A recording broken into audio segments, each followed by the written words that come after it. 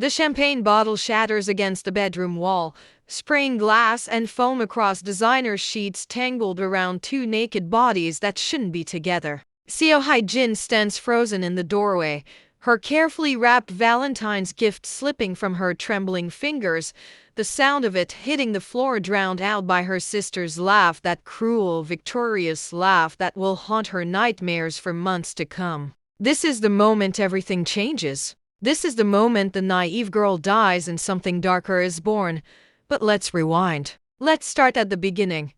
Before the betrayal, before the blood-red roses wilted in her hands, before she learned that love is just another word for ammunition in the hands of those who know how to use it. Seoul gleams under the February sky, its towers of glass and steel reflecting a city obsessed with perfection, with status, with the brutal hierarchy that determines who matters and who doesn't. In this city of 8 million souls, Seo Hae-jin is nobody special. She's 25, works at a modest bookstore in Gangnam where tourists buy K-pop magazines and office workers grab bestsellers for their commutes, and she believes God. She still believes in fairy tales. She believes that if you're kind enough, loyal enough, love hard enough, the universe will reward you. She's about to learn how catastrophically wrong she is. It's Valentine's Day morning, and Hae-jin wakes up in her small apartment with that fluttering excitement that makes her feel like a teenager again. She's been with Park Ji-hoon for 2 years, 3 months, and 14 days, yes, she counts, because that's the kind of girl she is, the kind who remembers anniversaries and favorite foods and the exact way he likes his coffee. She's planned this day for weeks. She's saved money from every paycheck to buy him the leather wallet he mentioned once, casually, while they were window shopping in Myeongdong. She's made reservations at that Italian restaurant he loves, the one that's always booked solid, but she called in a favor from a co-worker who knows the manager. Everything is perfect, everything is exactly as it should be. She stands in front of her mirror, adjusting the red dress she bought specifically for tonight. It's not expensive, she can't afford expensive, but it's pretty feminine. The kind of dress that makes her feel like maybe she belongs in Ji-hoon's world, even though his family has money and connections and she has neither. Her phone buzzes. A message from her older sister, Seo Hae-won. Can't make it to mom's dinner tonight, something came up. Hae-jin frowns slightly but shrugs it off. Hae-won is always busy, always rushing off to some important meeting or exclusive event, always reminding everyone that she's the successful daughter, the beautiful one, the one who matters. Their relationship has always been complicated, threads of sisterly affection tangled with thorns of competition and resentment that Hae-jin tries desperately to ignore. She doesn't know yet that her sister's absence from their mother's dinner is because Hae-won will be otherwise occupied in her boyfriend's bed, wearing nothing but his sheets and a smile of conquest. Hae-jin takes the subway across the city, the wrapped gift precious in her hands, her heart doing that stupid racing thing it always does when she's about to see Ji-hoon. She's planned to surprise him at his apartment before their dinner reservation. She has a key, he gave it to her 6 months ago, and she'd cried happy tears because it felt like a promise, like he was saying she belonged in his life, in his space, in his future. The key burns in her pocket now as she rides the elevator up to the 15th floor of his luxury building, the kind of place where the doorman wears white gloves and the lobby has actual marble imported from Italy. She lets herself in quietly, wanting to surprise him, imagining his face when he sees her standing there in her red dress with his gift and her heart offered up like something precious. She hears sounds from the bedroom, movement, breathing, something that makes her stomach clench with a warning she doesn't want to acknowledge. Maybe he's exercising. Maybe he's on a phone call. Maybe there's some perfectly reasonable explanation for the female voice she can hear now, breathy and familiar in a way that makes ice form in her veins. Hae-jin moves toward the bedroom like she's underwater, each step taking forever, her hand reaching for the door handle in slow motion. This is the moment. This is the crossroads. If she turns around now, walks away, never opens this door, maybe she can preserve the illusion a little longer. Maybe she can keep believing in the fairy tale. But she doesn't turn around. She opens the door, and there they are. Park Ji-hoon, the man she's loved for over 2 years, the man she's imagined marrying, having children with, growing old beside he's tangled in sheets with another woman. No, not just another woman. Worse.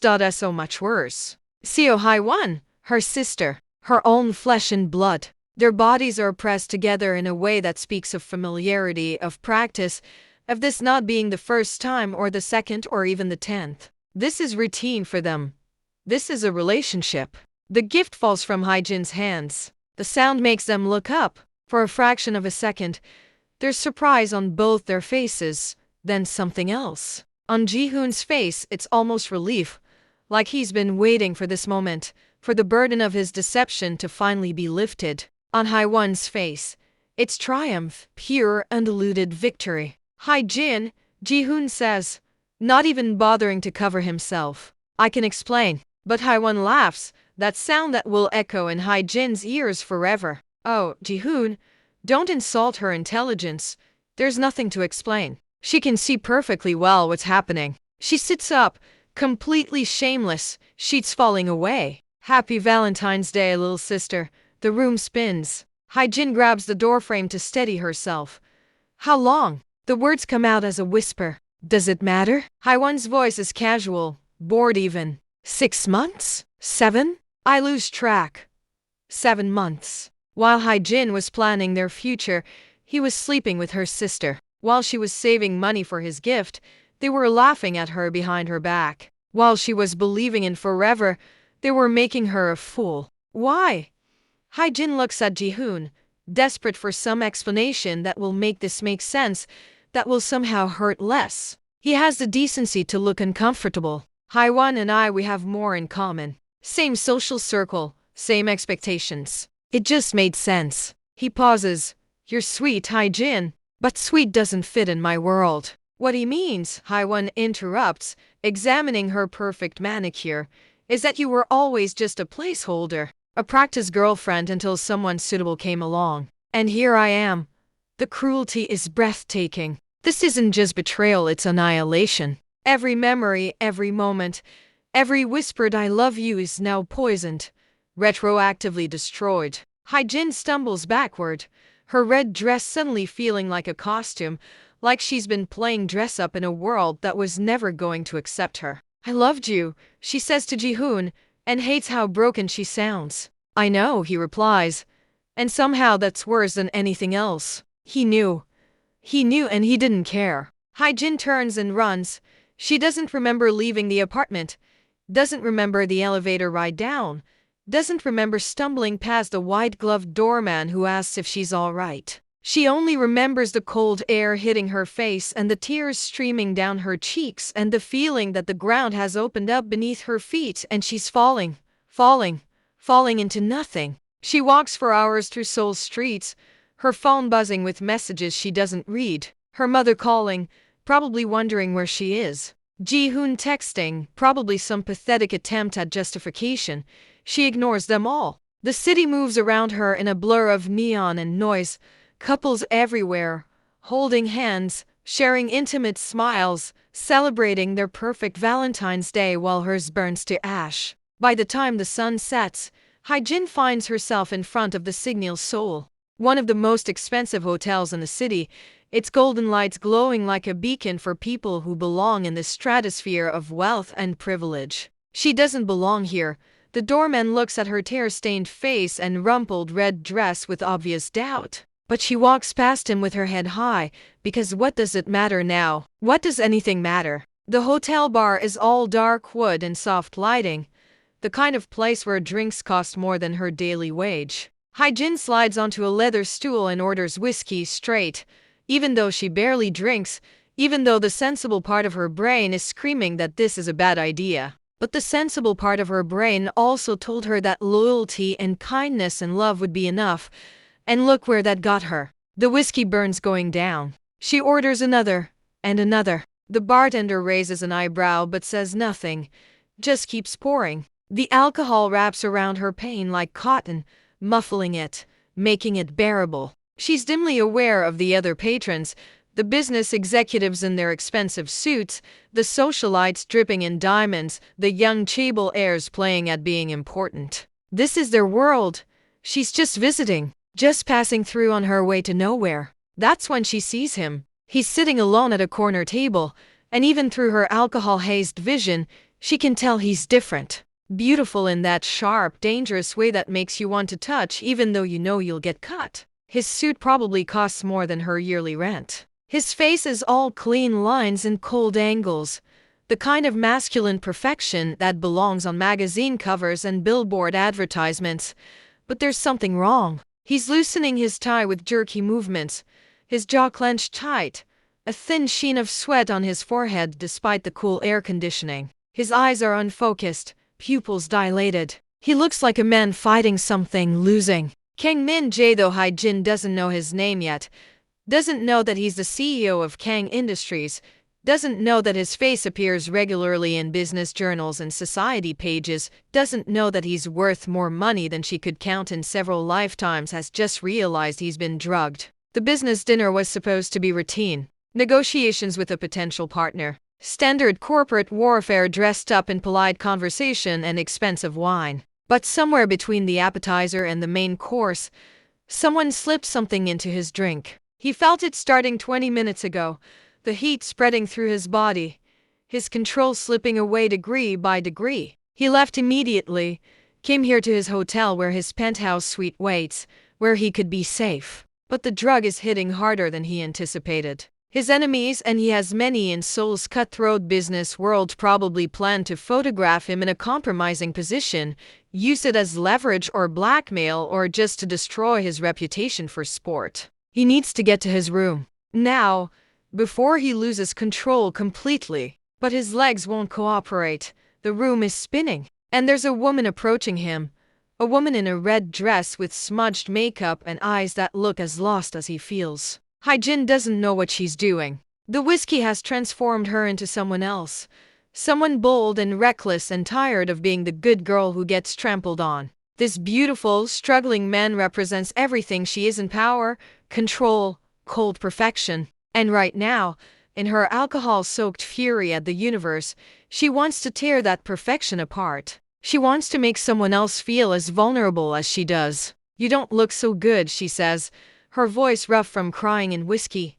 "Let me help you." Min-jae's trained mind, even through the fog of whatever drug is coursing through his system, recognizes danger. This woman could be part of the setup, could be here to finish what his enemy started. But when he tries to refuse, his mouth won't form the words. His body is betraying him, responding to the drug and to her proximity in ways that override his formidable willpower. "Roomki," Hae-jin says, holding out her hand. Some distant part of her is screaming that this is insane, that she's not this person, that she needs to stop.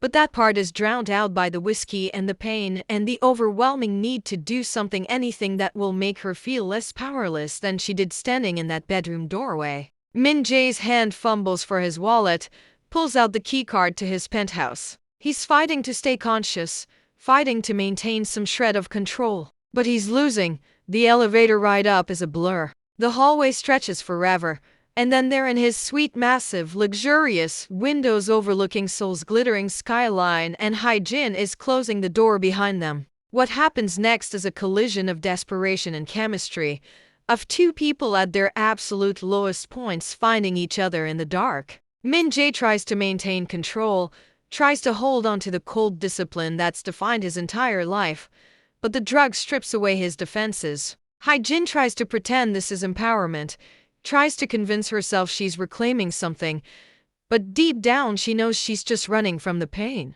They crash together like storms, neither fully present, neither making choices their sober selves would make. And somewhere in those blurred hours, between darkness and dawn, something shifts. The drug loosens Min-jae's iron control enough that he experiences vulnerability for perhaps the first time in his adult life. And Hae-jin, in her reckless attempt to feel powerful, accidentally discovers what real power actually feels like: not the power to hurt or conquer, but the power that comes from choosing, from acting rather than being acted upon. When morning light filters through the floor-to-ceiling windows, Hae-jin wakes first. Reality crashes down immediately, brutal and unforgiving. She's in a stranger's bed, a stranger's penthouse. She's done something she can't take back, something that goes against every value she thought she had. The shame is instant and overwhelming. Next to her, the beautiful man sleeps,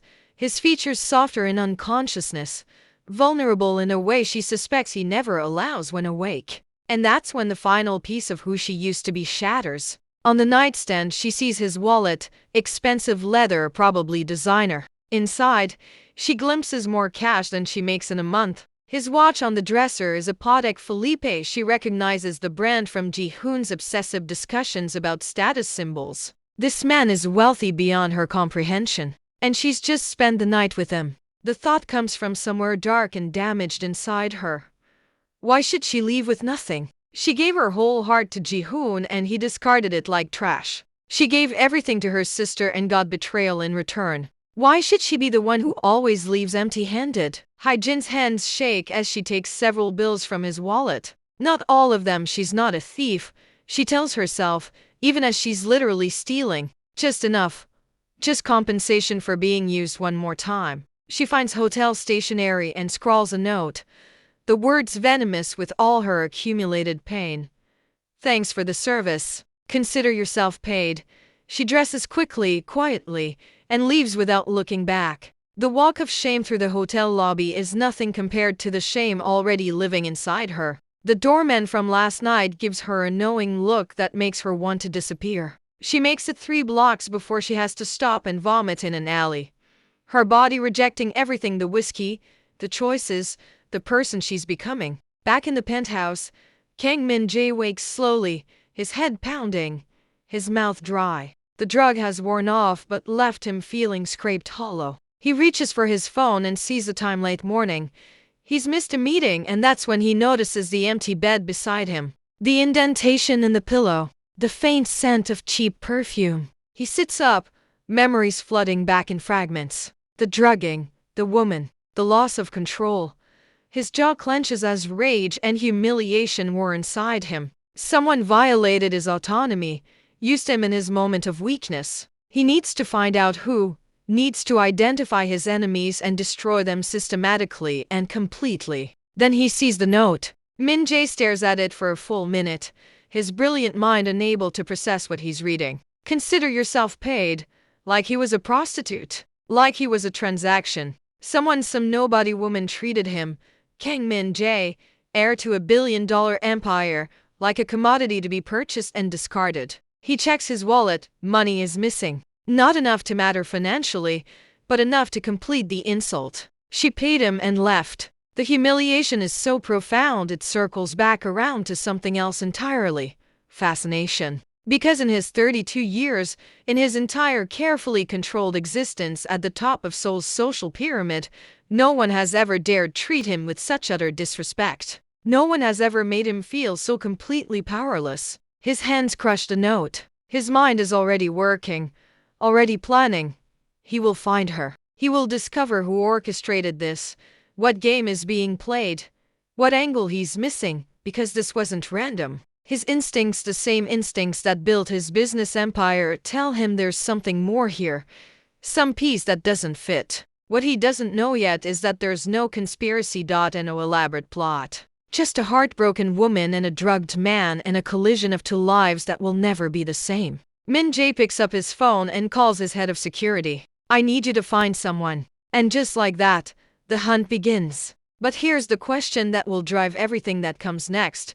When a cold, powerful man who's never been vulnerable meets a naive woman who just discovered her own capacity for cruelty, what happens when he finds her? Will she run from the consequences of that night, or will she finally stand her ground? And which of them will break first, the man who's built his entire identity on control, or the woman who just learned that sometimes love isn't enough? The security footage is grainy, black and white, but clear enough to see her face as she stumbles through the hotel lobby at 6:30 in the morning, mascara smeared like war paint, red dress wrinkled, clutching her purse like it contains evidence of a crime, which, in a way, it does. Kang Min-jae leans forward in his leather chair, his eyes narrowing as he watches the woman who humiliated him disappear through the revolving doors and into Seoul's indifferent morning crowds. His head of security, a former intelligence officer named Park, stands rigid beside the desk, waiting for orders.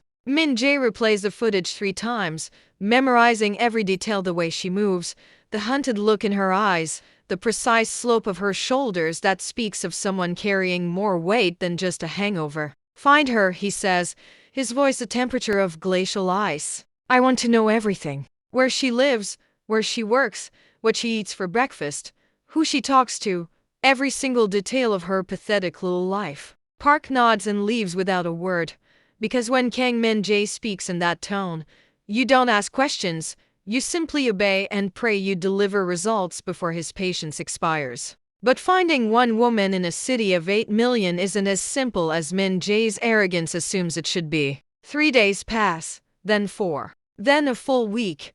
Park returns repeatedly with dead ends and frustration etched into his professional features. The woman paid cash at the hotel bar. She's not registered to the room. No credit card trail. No name in the system. It's like she's a ghost, appearing from nowhere to append his life and then evaporating back into the ether. And with each passing day that Min-jae can find her, his obsession deepens, metastasizes, becomes something dark and consuming that even he doesn't fully understand. Because here's the thing about Kang Min-jae that Seoul's business world knows but never discusses openly.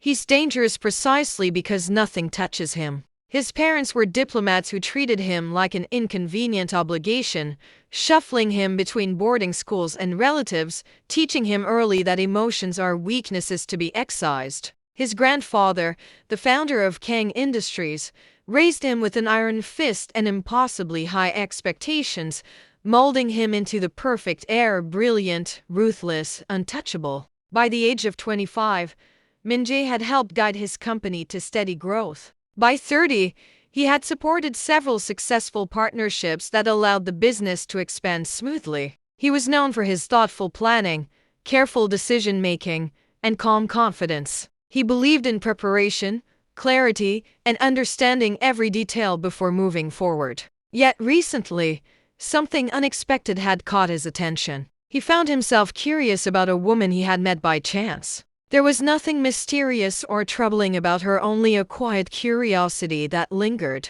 He wondered if their meeting had simply been a coincidence, a small moment created by timing and circumstance. The thought stayed with him longer than he expected, not because it unsettled him, but because it reminded him that not everything in life needed to be planned. Across the city, Seo Hae-jin was spending her days quietly at home, taking time to rest and reflect. Her small studio apartment was peaceful, filled with soft light and familiar comforts. She had taken a short break from work to reset and care for herself, allowing space to think calmly and regain balance. On her kitchen counter sat a neatly placed envelope of money she had been given earlier. She planned to donate it to a good cause when the time felt right. For now, it simply reminded her to move forward with honesty and intention. Her phone buzzed occasionally, messages from her mother checking in, friends sending kind words, and co-workers wishing her well. She appreciated them all, even if she didn't respond right away. The care made her feel supported. On the 5th day, there was a gentle knock at the door. Her older sister, Hae-won, stood outside, dressed neatly in modern Korean fashion, her expression calm and composed. "You haven't been answering Mom's calls," Hae-won said softly as she stepped inside. She was a little worried. "I needed some quiet time," Hae-jin replied gently. "I understand," Hae-won said, looking around the apartment with a thoughtful smile. "You've always been good at creating peaceful spaces." They sat together on the couch. "I wanted to talk," Hae-won continued, "just to clear the air and check on you." "I appreciate that," Hae-jin said, her voice steady. There was a brief pause, then Hae-won spoke honestly. "Growing up, I sometimes felt we were very different. You've always been naturally kind, and people are drawn to that. I worked hard to find my own way. I think I just wanted you to know that."